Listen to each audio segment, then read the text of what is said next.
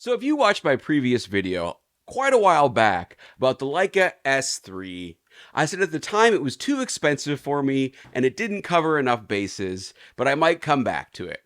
Well, I found a used S3 at less than half the price of a new S3 and decided it was time to jump back into the system. And man, do I love the images that come out of this beast. So it got me thinking a little bit, just for fun, what were the five best color sciences, best, color reproduction imaging out of a digital camera that I've ever seen? So I thought I'd give a quick, top five list just for funsies, okay? I have plenty of videos talking about how you can make basically any camera look like any other camera in terms of color science, including like the Hasselblad X2D and the Fujifilm GFX 100 or a Leica and a Sony, for example, okay? It takes a little bit of work and you might not want to do it for every photo you ever take, but it can be done. I also totally recognize that color is a personal preference thing. It's subjective, not objective. So I'm just doing this for fun to get a little conversation started. I'm just curious what you think. What's your top five list, right? I love to have these conversations, just hear what other people think. I find it very useful in making my camera purchasing decisions, and I learn a bunch of stuff from the people that comment below. I really like it. So that's really why I'm doing this. If you want to fight with me in the comments, that's fine. I'm down for that too, but that's not really the purpose here, okay? I'll also say some of this is going off of memory. I don't have all five of these cameras with me, so some of this might be tinged by like nostalgia or just like not realizing that the improvements in imaging technology have made the cameras that I think in this list are that good, but I'm pretty sure my memory is pretty good, and I have files for most of these cameras I've gone back and looked at.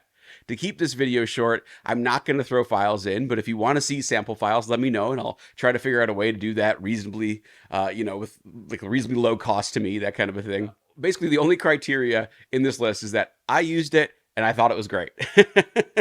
I can't speak to cameras I haven't used, obviously. And pretty much every camera on the list I've used extensively. Okay, so with all that sort of like disclaimer stuff out of the way, again, this is just for fun, just to get a conversation started. My top five are, number one, probably no big surprise here, the Leica S3. Although there's conflicting data out there, I think it's pretty safe to say 15 stops of dynamic range, 16-bit color depth, 64 megapixels, kind of the sweet spot for medium format, A Leica designed sensor, not made by Sony, Leica glass that was hyper over designed, not knowing how high megapixels would go with medium format cameras.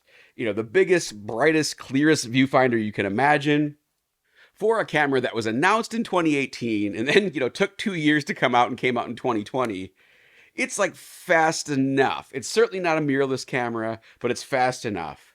But there's just something about the whole imaging processing pipeline that's just magic.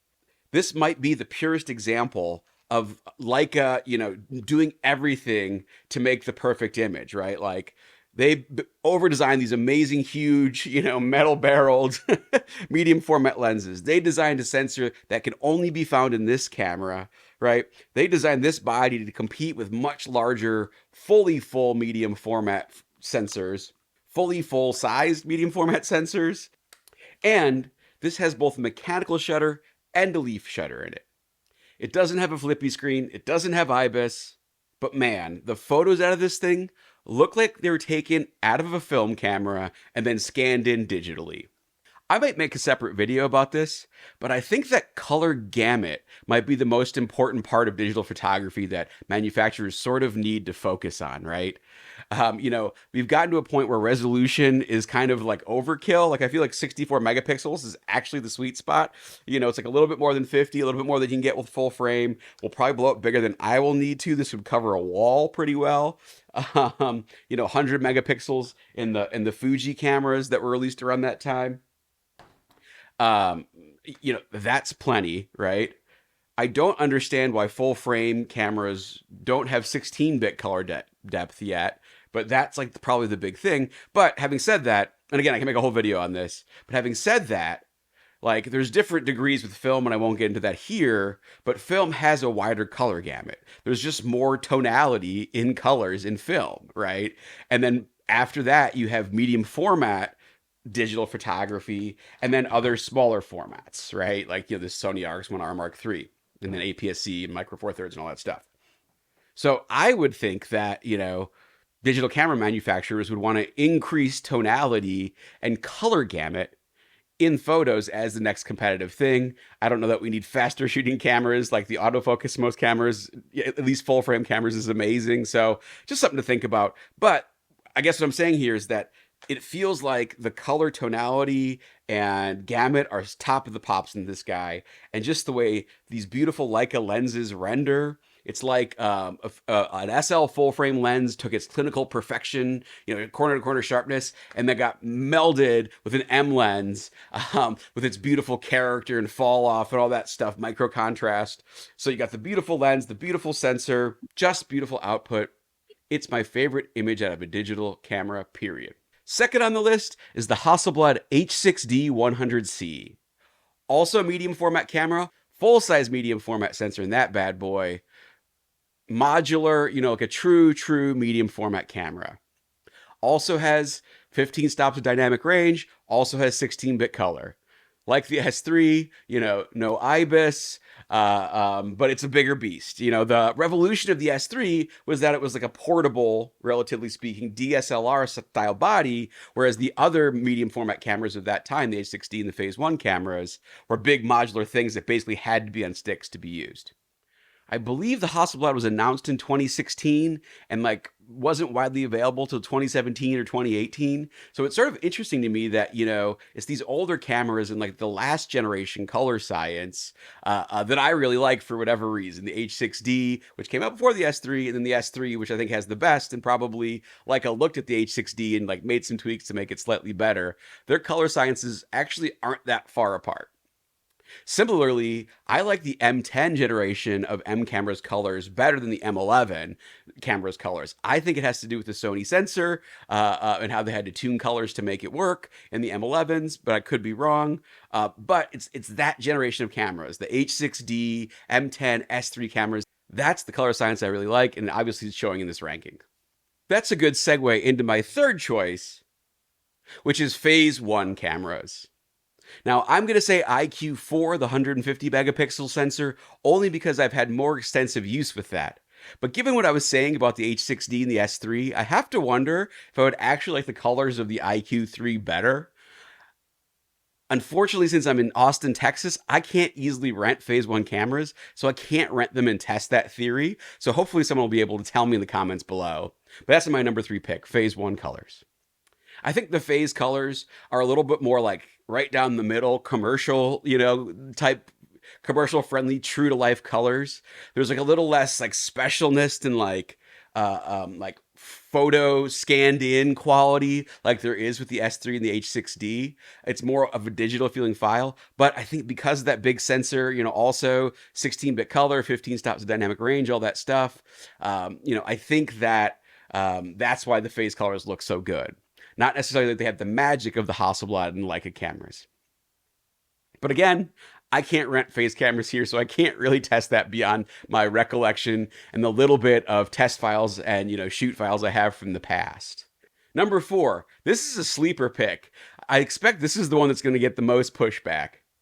But I actually think the Sigma BF has some of the best colors I've ever seen, just behind the Leica S3, the H6D, and the Phase cameras. I think this is the best color science in all full frame cameras. The more I shoot this little guy, the more I come to appreciate it. When comparing it to my Leica S3 files, Fuji files, Hassi files, all this stuff, this compares very favorably, and the only place it really falls apart is in those places where you can tell it's a full frame sensor versus a medium format sensor, either because this is only a 24 megapixel sensor and it loses detail, or it's a very, contrasty scene and the color tonality falls apart just a little bit sooner. But just natively the colors coming out of this thing, mwah, chef's kiss. And then last, number 5, I'm going to give it to the Canon 5D series.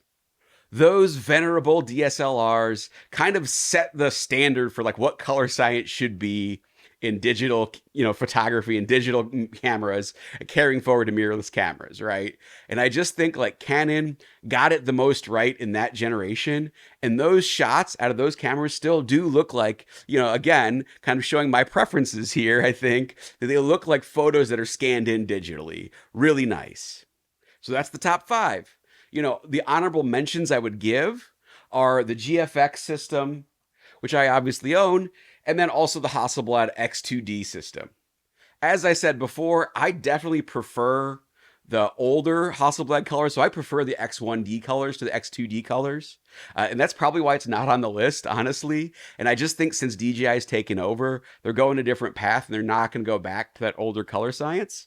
It's only one factor in a camera, I'm just saying. And then the GFX, I actually think you can get as nice or nicer colors out of it than maybe even the Hasselblad, the newer Hasselblads, not the older Hasselblads. But it takes a little more work. You've got to plug in the film simulation, all that good stuff. Right out of the box, the Fuji colors are probably not as good as even the Hasselblad's colors, the modern Hasselblad's colors. Some of that has to do with white balance also. I've made some videos about that. You can go watch it. But I'll also say I'm having a ball putting film simulations in this little guy and shooting around and testing out all the different colors you can get out of this camera straight out of camera. In case you're wondering, this kind of goes with my outfit a little bit. My current favorite is the Cuban Ace. I've tweaked a little bit for my needs and for the Texas Sun, but that is currently what's getting rocked out of this camera, and that's really enjoyable. So a very strong set of, honorable mentions. And of course, I don't think it's any surprise. I think the colors being better in those two honorable mention cameras are because they are also 16-bit color, 15 stops of dynamic range, medium format cameras. The color is just a little bit better with those bigger sensors in most cases. So what are your thoughts about all this? Does my top five compare to your top five at all? Should I do like a top five of just full frame cameras and like get into the main brands that everyone is familiar with? Really, tick some people off? Let me know your thoughts in the comments below. Would love to get your list of top five color sciences in the comments below as well. I hope this was entertaining, if not helpful, or maybe even just helpful. If it was, please do like, comment, subscribe, all that good stuff, and I'll see you in the next one. Bye.